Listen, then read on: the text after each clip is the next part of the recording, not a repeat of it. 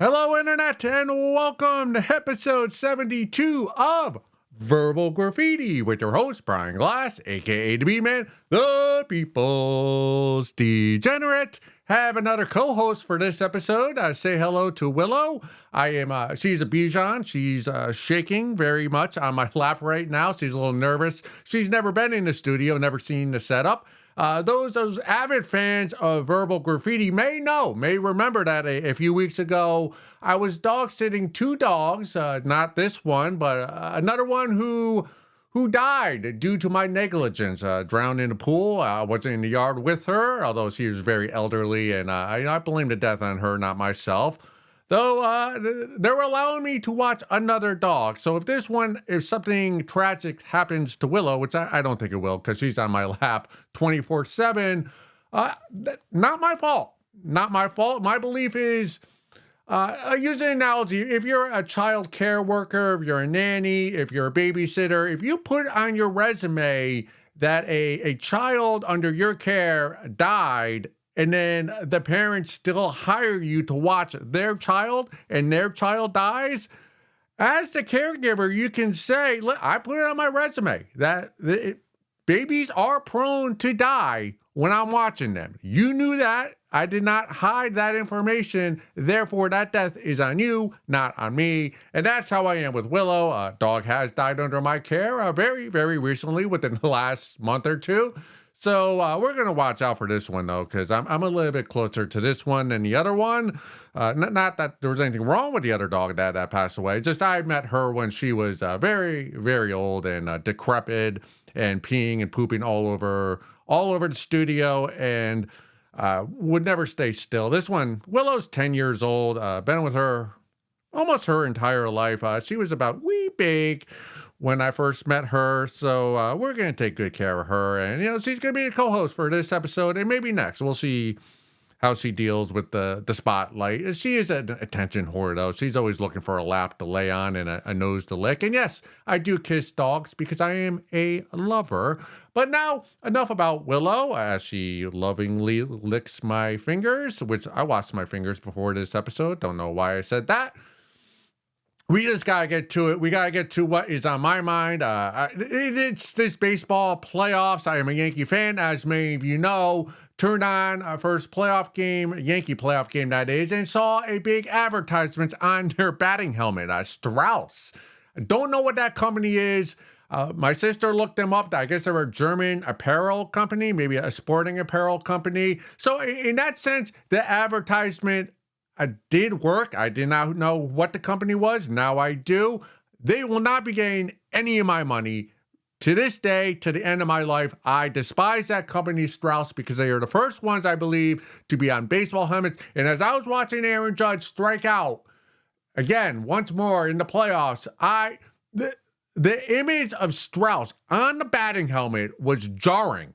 I could not pay attention to the baseball game. I look forward all year, October baseball. If you're a Yankee fan, that's when your season begins. October 1st, when they're crisp in the air, when you got the little banners on the second level of Yankee Stadium, the red, white, blue ones. That's when baseball. That's real baseball if you're a Yankee fan. And I couldn't enjoy it because this stupid German company had their logo on my players' batting helmets. And the logo was larger than NY in front of the batting helmet. And I just, in my soul, I know, and if you're a fan, if you're a sports fan, if you're a sports dweeb like myself, you know where this is leading. Like, we're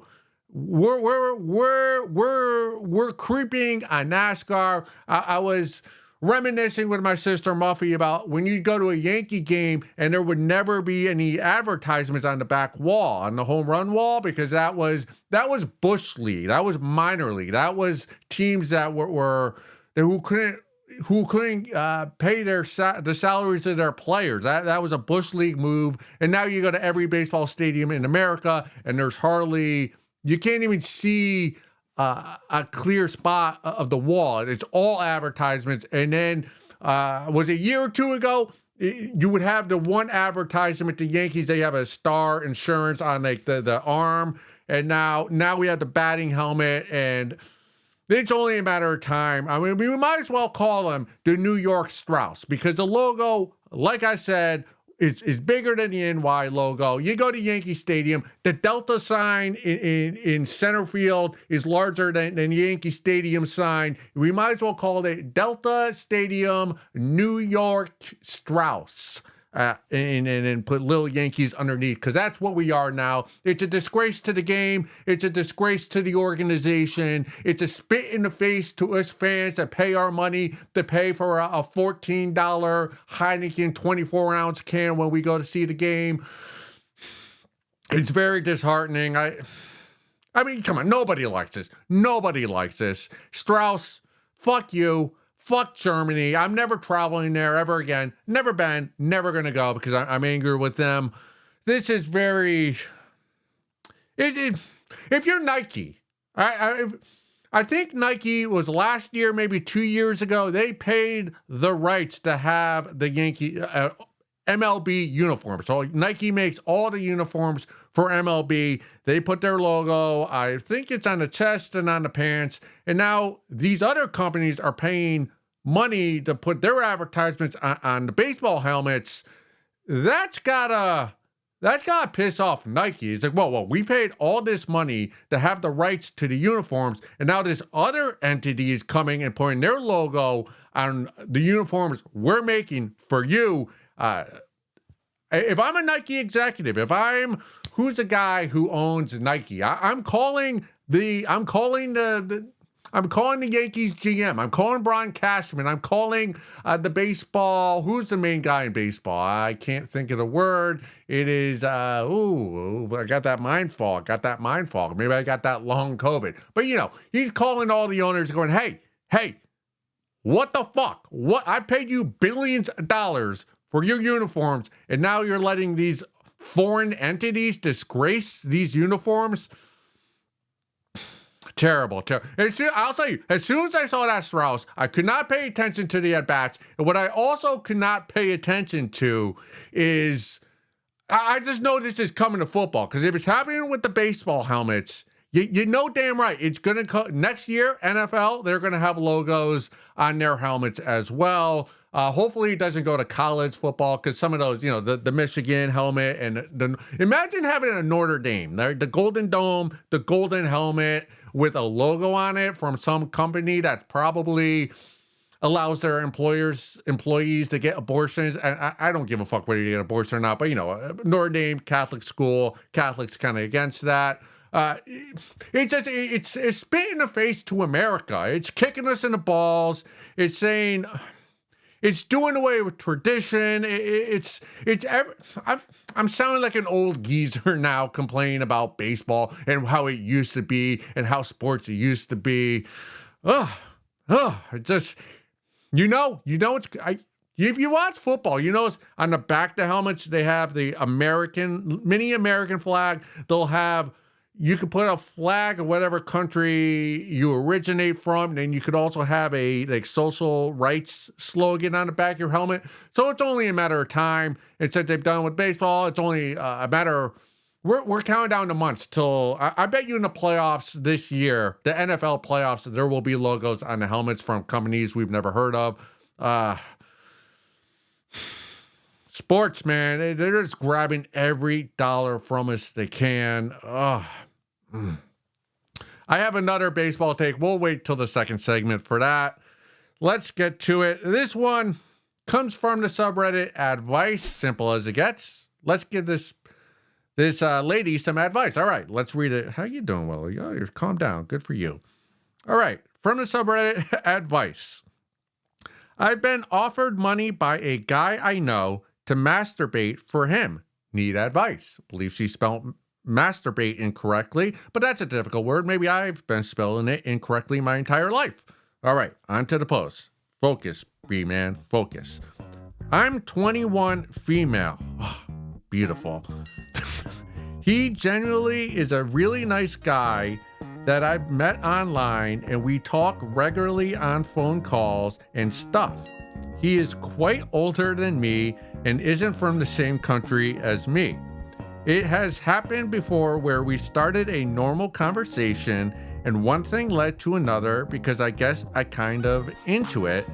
Not him, but more the masturbating stuff. He has now offered me lots of money to do it again. I'm really nervous, but also can't stop thinking about saying yes. My nerves are just in the way. Or is it just a sign I shouldn't say yes? Please, need advice. Is my camera on? Yes. What a weird world we live in. Read that paragraph again to yourself. And if you lived in the 90s, 70s, pre-2000, that paragraph, you'd be like, what fucking world are we living in where we have a 21-year-old talking to a stranger from a different country they've never met, but they've connected enough and they talk enough on the phone where this babe, this 21-year-old female at her sexual market peak, feels comfortable enough with this elderly gentleman to masturbate on the phone with him. Like those of you who are elderly know, like a 1990s 1-900 sex operator. She's comfortable. Like back in the day, you couldn't find, you had to call a number and put in your credit card number to get a phone call like this. But 2024, if you got the bandwidth, you could sneak on someone else's internet. This is what happens. All right. So I was reading through the replies on this Reddit post, and everybody, to a man, to a lady, was saying, don't do it. They're saying this is a scam. This guy he's gonna take this video of you masturbating. It's gonna end up on the internet, and then you're gonna be embarrassed. You're never gonna find employment. You know where I'm going with it. If you're a fan of verbal graffiti, if your mind is like my mind, I'm saying go for it. 100% dive deep. Your fingers dive between your legs for this guy. You gotta do it. You gotta do it. Let me tell you why. The thing is, like I mentioned previously, you're 21, all right? You know what? Now, let's backtrack a little bit. Let's for a moment focus on all the naysayers, all the Debbie Downers, the wet blankets who are telling you not to do this, that this is going to be a scam, that you're going to be embarrassed, that your family's going to disown you. Who are these people? Who are these naysayers? I'll tell you who they are. They're nobodies. Do you know their name? No. What are they doing? They're reading Reddit and they're replying to strangers they've never met, giving advice. Well, to me, man, I'm in front of the camera. I'm letting everybody know who I am. I'm not afraid to tell you what the advice should be. I'm not hiding behind a pseudonym on Reddit or some other social media app. No, I'm here showing you my beautiful, beautiful bald head, not a Nazi, not a white nationalist. Just, I look better with a shaved head. I don't know why I just disclosed that, but these people are nobodies. 2 generations from now, all these naysayers saying, don't do it. Don't masturbate for this guy for a hefty fee that he's willing to pay.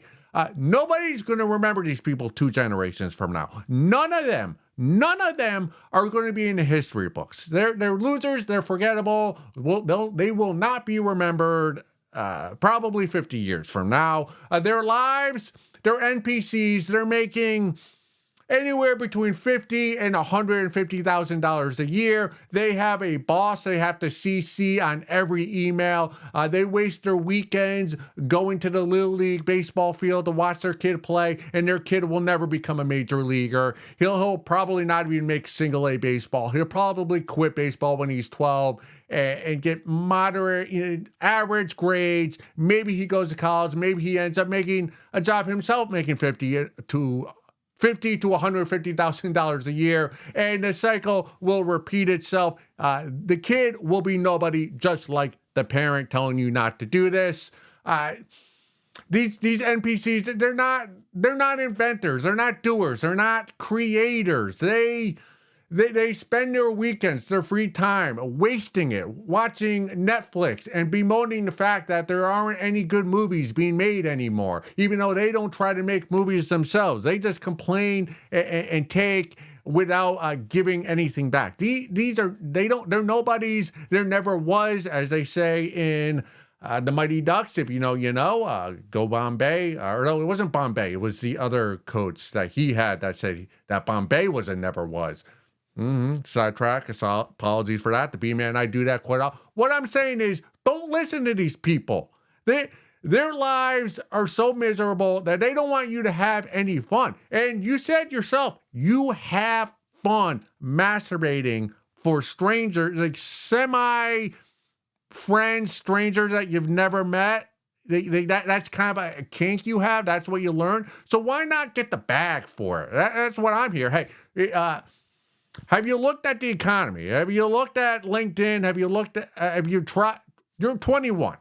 Start applying for some jobs, and you'll find out that you're probably not going to find a high salary job, especially at the age of 21. So get all the money you can with the looks you have. Apparently, you must have a beautiful, sexy 1-900 number sex operator voice that this elderly gentleman in another land is willing to pay you a good sum of money. I say take the bag and buy a Louis Vuitton handbag with the bag that you get from this guy. So what? If the naysayers are correct and this guy's scamming you and he puts it on the internet? Who cares? You're 21. You're beautiful. You got a great, sexy voice. So this ends up on the internet. You know what's going to happen with you? Father Time, who is undefeated. I have these little wrinkles right here, right now, because I'm 40. I'm trying to use facial cream to get rid of them. But Father Time's going to win, and he's going to win with you too. 30 years from now, you'll be 51. You'll probably have a body that resembles mashed potatoes. You're going to be so disgusted when you look at yourself when you're showering that you'll have the ability to go on your computer and look at this video you made when you were 21, when you were at your peak physically, and it will be a self-esteem boost to you. You can look at this video and go, wow, look at that, look how hot I was. I was 21. I was masturbating on camera, that there was a stranger on the other side of the world who was giving me thousands of dollars to do this. Like, yeah, maybe I'm past my prime, but I did have my prime. And there was a day when I was one of the hottest pieces of asses walking this God's green earth. So sometimes you need that as a self-esteem boost. As I get older, as some of you get older, I'm sure you look in the mirror and you're just,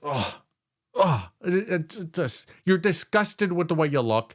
So to have a video of you diddling yourself at the beautiful age, the beautiful prime, fertile age of 21, go for it. Don't hold back. And those nerves that you have, I find in my life that anytime I get nervous, that's like my body, my immune system is telling me, those nerves are telling me I'm nervous because I want to do it. It took me years to start doing stand-up comedy because I was petrified. I would go to a venue, I'd be in a parking lot, I'd be shaking, and you know what? Next week I'll go up. And I'd go home like a little pussy that I am, and then the next week I'd come back, and eventually I got up on stage. But the nerves, I was nervous because I wanted to do stand-up. And same thing with everything else. Oh, that hot babe who's with all her fatty friends. Oh, I'm nervous. I don't want to go up and say hi to her. No, I wanted to go. They pass through the nerves. Oh, I don't want to move to New York City to do stand-up because I'm nervous. Like, well, no, those nerves are telling me I want to go to New York City. Oh, I'm nervous to ask my supervisor for a raise. No, I'm nervous because I want it, because I think I deserve it. At any time, see, when you get it took me a little longer than it should have. So you're 21. Hopefully you learn this a lot sooner than me. Those nerves that you get, you gotta like run through those nerves like it's the Oklahoma drill. If you know football, you just got to plow through and jump into those nerves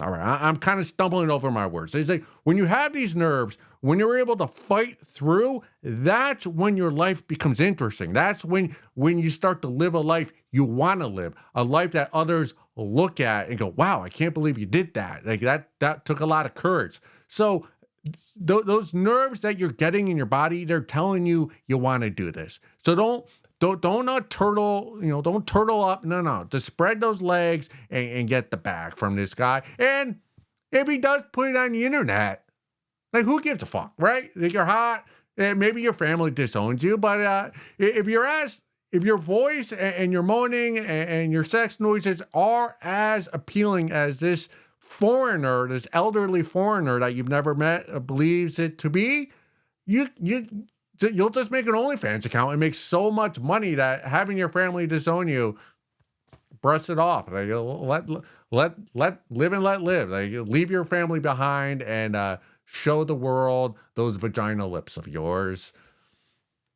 One more thing I gotta say though, if this guy is truly a friend of yours, why would he even contemplate charging him money? If you really like if you two have phone calls all the time, and one thing's led to another, you're both a little horny, end up touching yourself, and it's a kink you found that you enjoy and your friend enjoys, like, why would you charge him money? Like, if this guy's really a friend, like, I wouldn't charge him money for this. Like, you've done it for free, so don't do it every phone call, but leave money aside. And once you introduce money to the friendship ceases to be a friendship. It's a business arrangement, a sexual arrangement for a fee. So that will probably put an end to the friendship. So from one guy to another, or you're a lady, but to your guy friend, your pervy, from one perv to another perv, like, don't charge him money. Do it for free. Be a real friend to him. Also want to say, if you do this for money, you are a whore. Just, you got to know, like, if you're doing something sexual for money,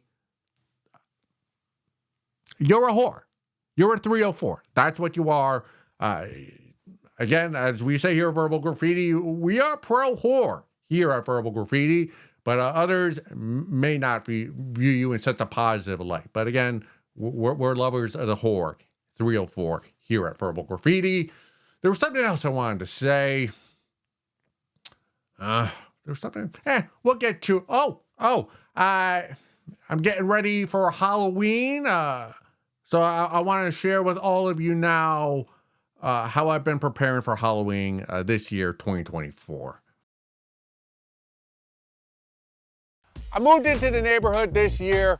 A lot of young families, young kids. The kids, they're all right. Sometimes they walk on my yard.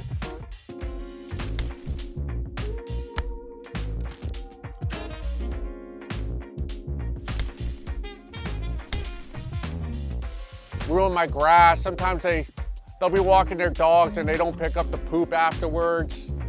They ride their bikes. They make a lot of noise.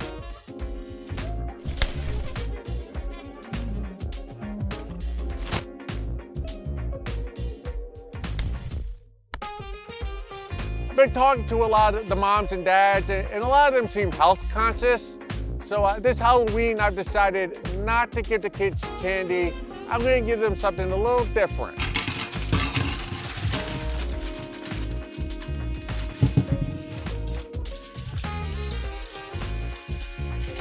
Something they'll never forget.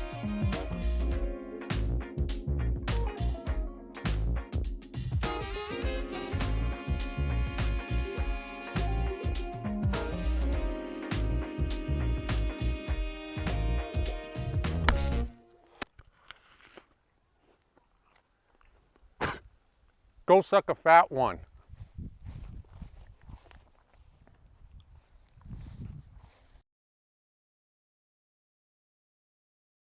Verbal Graffiti, episode 72, segment 2.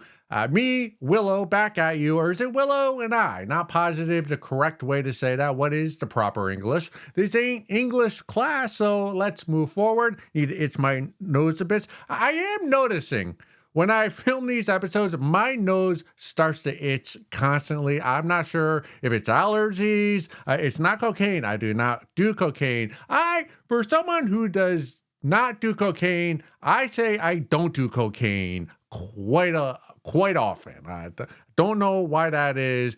Let's keep moving it forward. Willow's falling asleep. She's already bored. That's not a good sign going forward for this episode. I am noticing that when I do film these episodes of Verbal Graffiti, that sometimes there's a theme that goes throughout the episode that kind of, you could start at the end, you start at the beginning and go, oh yeah, that makes sense. That it all melts together. This episode, it happens to be baseball. First segment, I was complaining, I was bitching, I was moaning about the advertisements on batting helmets. Ooh, you know what I'm going to be talking about with all my friends for the upcoming few weeks till the World Series. Another thing about baseball that has bothered me for years, the catcher.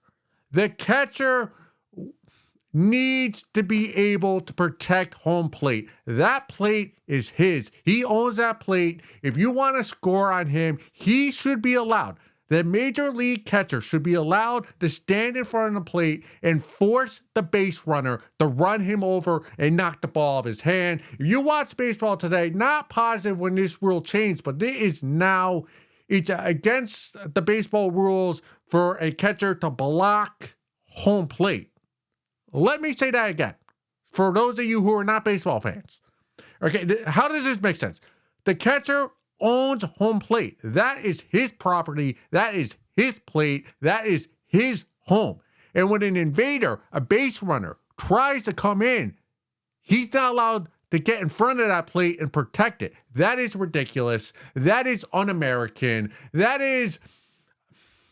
It's emasculating. If you watch baseball, old highlights from the 70s, 80s, even before 60s, 40s, pre-World War II, the most entertaining play in baseball was a base runner just barely down home, a catcher waiting to get the ball from outfield. He gets it, puts his catcher's mitt right in front of his chest as the base runner runs him over, and then we see if the catcher was man enough to hold on to the ball or not. That is the most entertaining play in baseball, and they took it away from us because it's dangerous. The catcher might get hurt. Well, baseball, Major League Baseball, if you don't know, the players have a very strong union. Of all the sports, American sports, the baseball's player union is probably the strongest among them. I am of the belief now that the players union for baseball has to be broken up into position players. So the pitchers need to have their own union. The hitters have to have their own union. And catchers, because it's a different mindset to be a catcher. So if you're going to be a catcher, they should have their own union.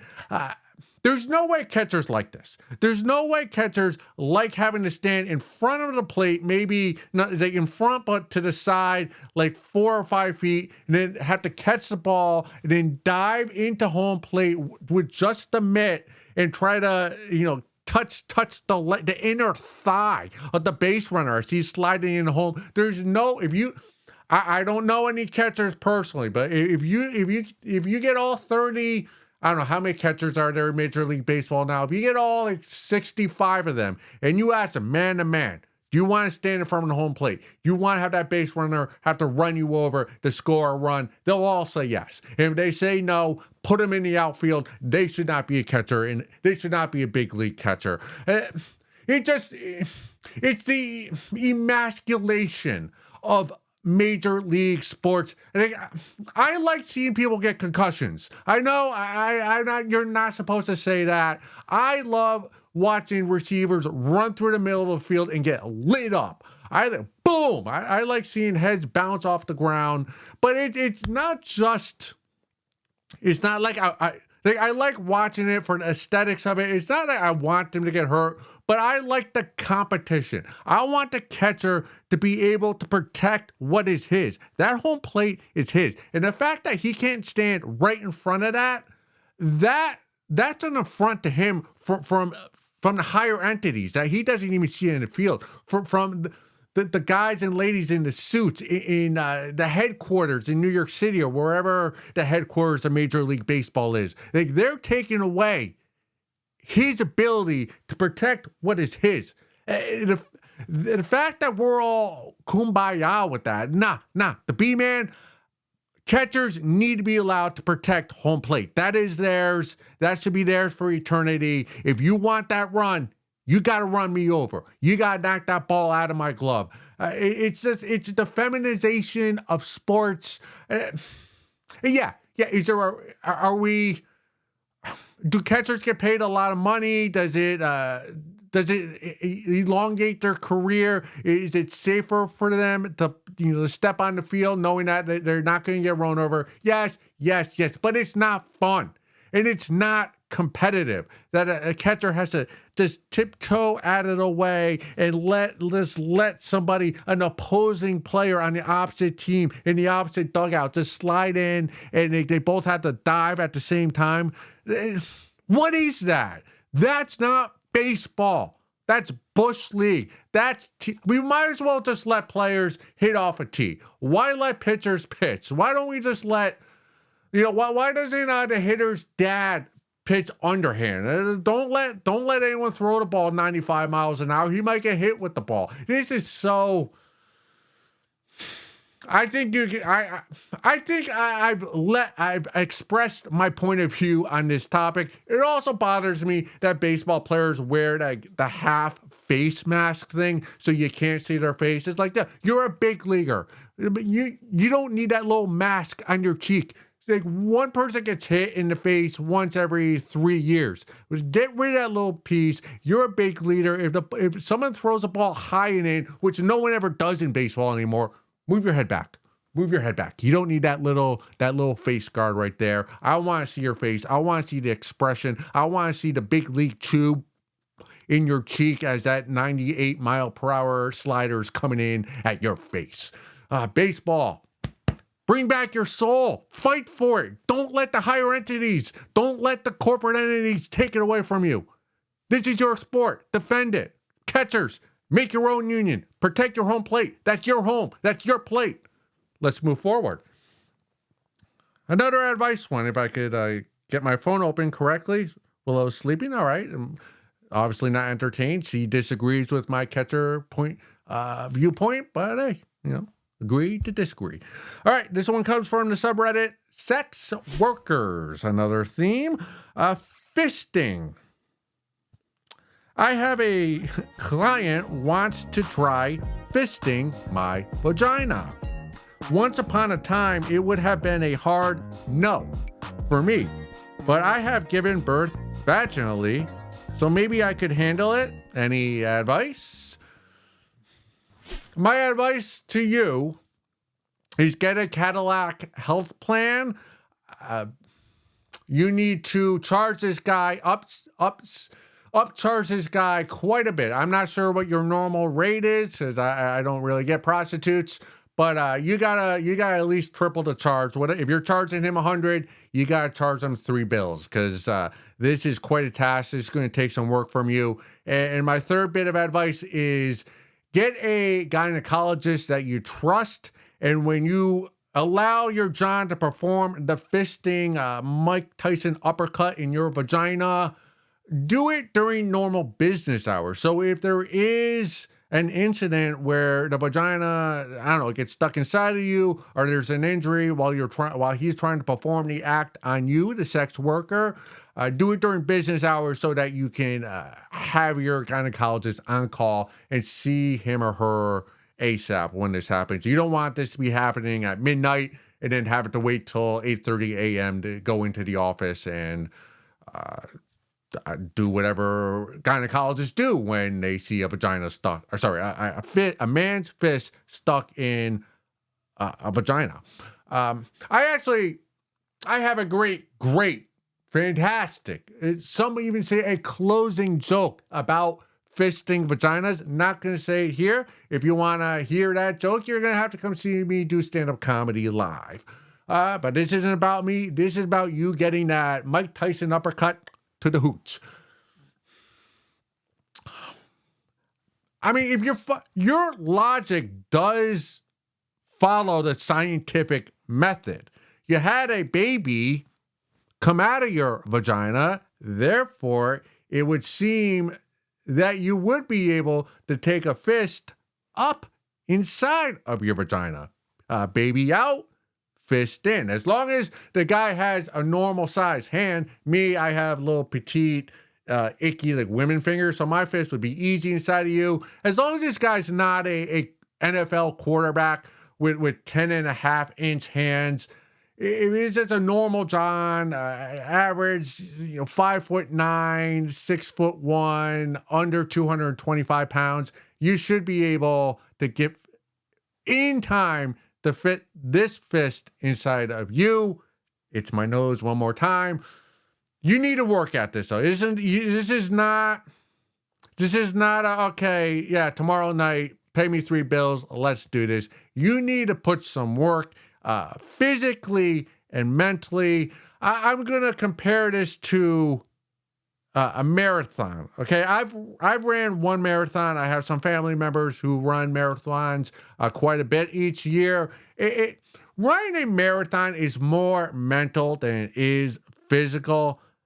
Physically, all it really is one foot in front of the other. You keep doing that for 4 to 5 to 6 hours, you run 26.2 miles. It's more of a mental competition because 26 miles seems daunting. It seems impossible. You start training and you get yourself to a point where you do 10 miles, 10 to 12 miles, you're exhausted. You're thinking there's no way you could do like that times 2 and a little bit more, but you continue the training. And once you get to like 16 miles and then you look back and, well, I used to struggle at 6 and now I do 16 and now I only have 10 more. Like this is in your mind. Like that's where you're able to convince yourself that you can do the marathon. That is the mental game, the mental training that's needed for a marathon. Same with fisting your snatch.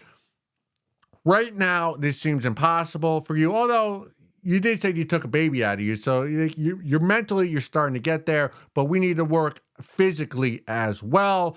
First thing is you need to learn how to control your breathing. Look to people who do yoga and monks, people who do a lot of breathing exercises. Think of all these yoga instructors who can put themselves into like a pretzel type position and hold it for minutes at a time with ease. The reason why they're able to do that, put their body in such a cumbersome position and be calm while in that position, is because of their breathing. They train their breathing. So that's what you got to do. Go on YouTube, find some breathing exercises, train. It may take you a month, it may take you 6 months, but you'll learn how to control your breathing. And then when you feel comfortable with the breathing and being able to control your breathing and just, be one with your body with a breathe in,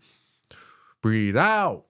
Then you want to start putting things in and out of your vagina. We're going to start small. All right. We're going to use fruits. All right. So a fist is about the size, a male fist, about the size of a moderate size grapefruit.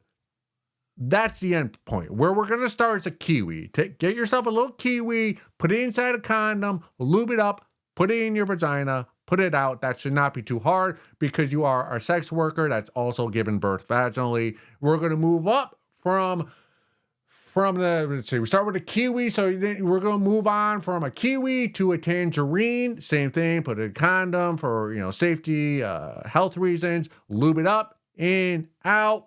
Now we start doing the game a little bit. Now we're going to go to a avocado. You take an avocado, again, in condom, lube it up. Can you get while you're controlling your breathing, can you get the avocado in and out relatively easily? If you do that, fantastic. From there, we go to a orange, a chemically enhanced orange, ones that had a lot of pesticide. So, one of those big oranges, smaller than grapefruit, but bigger than a normal size orange. Take that, again, a condom, lube it up. When you can get the orange in and out of you, pain-free, all right, now we're getting to the point where maybe you can play the game with real human beings. This is the last one I want you to do. When you can do this one, you can be confident you could take a man's fist, a John's fist. I want you to take a tomato, regular sized tomato. Reason why it's tomato, because a tomato is soft. That's why we're using a tomato. It's easy to squeeze. So what you want to do, again, put the tomato inside a condom, lube it up. You want to be able to put that tomato inside your snatch without it squeezing and crushing. You don't want that.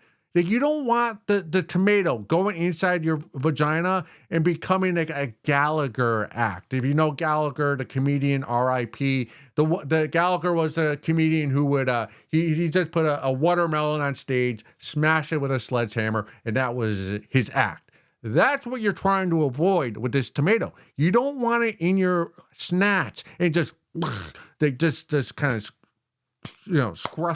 crunching up like a pimple, popping like a pimple. When you can take the tomato and put it in and out of your vagina, like floss, without it crushing, just in, out, without, you could take it in, take it out, without the tomato crushing in on itself, that is the point where I feel confident that you should have the confidence to take a man's fist for a lot of money.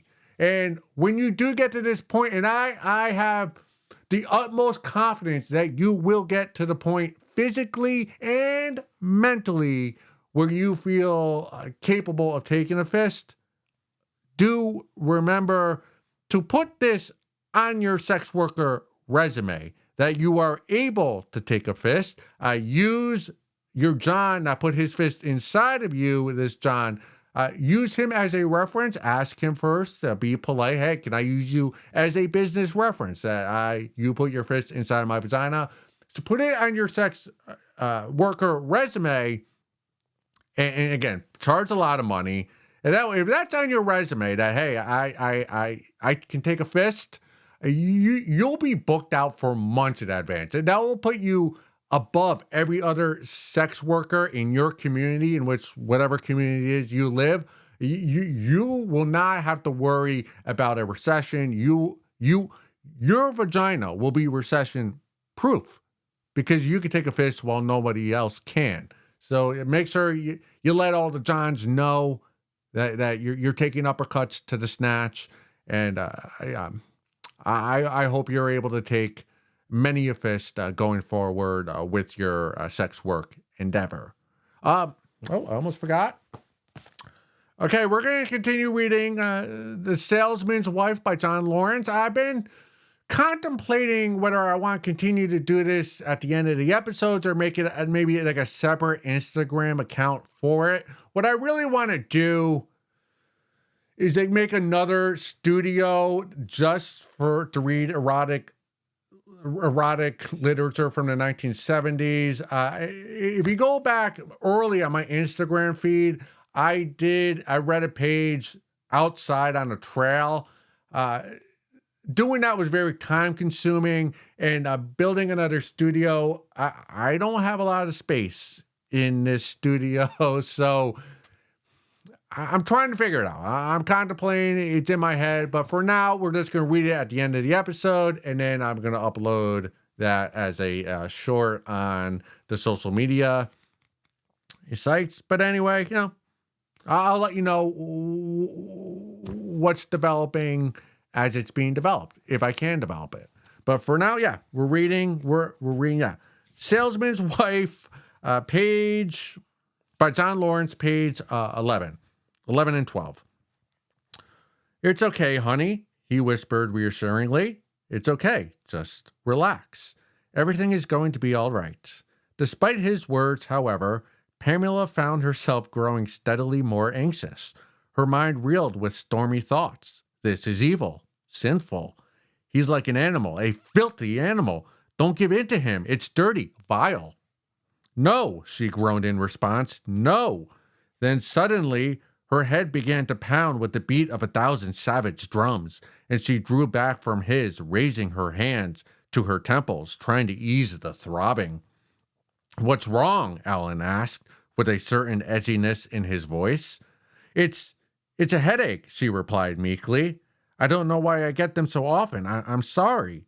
Her husband drew back coldly and sat up on the bed. I know why, he said. It's the sex. You don't want to make love to me. It's not that, she protested. I do want to make love to you, but something keeps stopping me. I can't seem to get over it. Alan lit a cigarette and began pacing about the carpeted floor of his bedroom. His cock was still hard, and he yearned to plunge it into the wet, warm depths of her pussy.